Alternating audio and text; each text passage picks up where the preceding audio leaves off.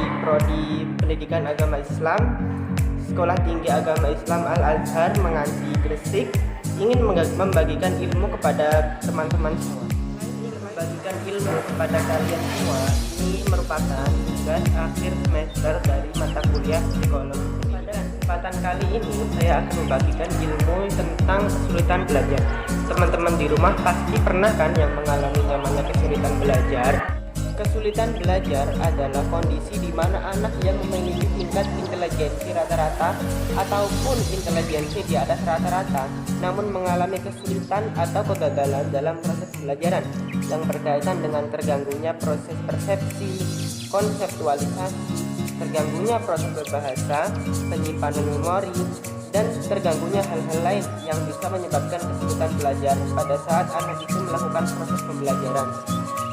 Jadi kesulitan belajar itu bukan hanya dialami oleh orang-orang yang tingkat intelijensinya di bawah rata-rata, tetapi orang-orang yang memiliki tingkat intelijensi rata-rata ataupun di atas rata-rata juga bisa mengalami yang namanya kesulitan belajar. Tentunya hal ini juga disebabkan oleh faktor-faktor yang memang menghambat tercapainya kinerja akademik yang memang diharapkan oleh seorang dalam proses pembelajaran. Nah, tadi kan kita sudah tahu apa yang dimaksud dengan kesulitan belajar. Sekarang kita akan mengetahui tentang faktor-faktor apa saja yang menyebabkan terjadinya kesulitan. Jadi faktor-faktor yang menyebabkan kesulitan belajar itu ada dua faktor. Yang pertama yaitu faktor internal dan yang kedua yaitu faktor eksternal. Faktor internal yang pertama yaitu faktor internal yang bersifat kognitif. Contohnya rendahnya tingkat intelijensi seseorang. Sudah tidak diragukan lagi bahwasanya orang yang memiliki tingkat intelijensi di bawah rata-rata pasti pernah mengalami namanya kesulitan belajar dibandingkan orang yang memiliki tingkat intelijensi rata-rata ataupun di atas rata-rata. Nah, faktor yang kedua yaitu faktor internal yang bersifat efektif. Contohnya tidak stabilnya tingkat emosional dan sikap seorang. Faktor yang ketiga yaitu faktor yang bersifat psikomotorik.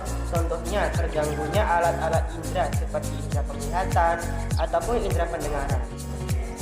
Kita ketahui sendiri bahwa setiap orang memiliki gaya belajarnya sendiri-sendiri. Ada orang yang memiliki gaya belajar visual, ada juga orang yang memiliki gaya belajar auditory maupun kinestetik. Orang yang memiliki gaya belajar visual biasanya mereka menggunakan alat indera penglihatan.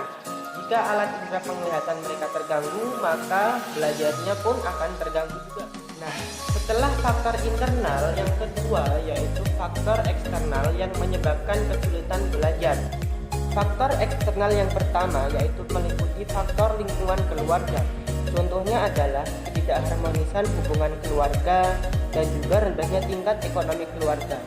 Faktor eksternal yang kedua yaitu lingkungan masyarakat. Contohnya adalah ketika seseorang tinggal di tempat perkampungan yang kumuh, juga memiliki teman permainan yang nakal dan tidak mendukung proses belajar mengajarnya, ini akan menyebabkan terjadinya kesulitan belajar.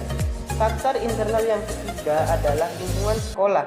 Contohnya berdirinya sekolah di tempat yang tidak efisien seperti di dekat pasar ataupun di dekat pabrik. Ini akan mengganggu proses terjadinya belajar mengajar.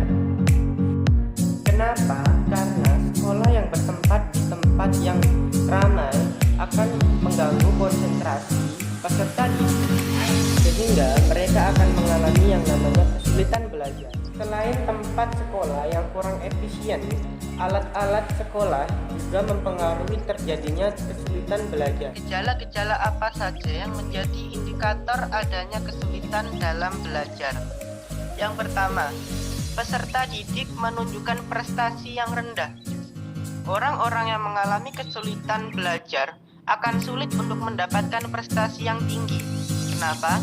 Hal ini dikarenakan mereka sulit dalam memahami materi-materi ajar yang disampaikan oleh pendidik. Yang kedua yaitu hasil belajar yang didapat tidak seimbang dengan usaha yang dilakukan.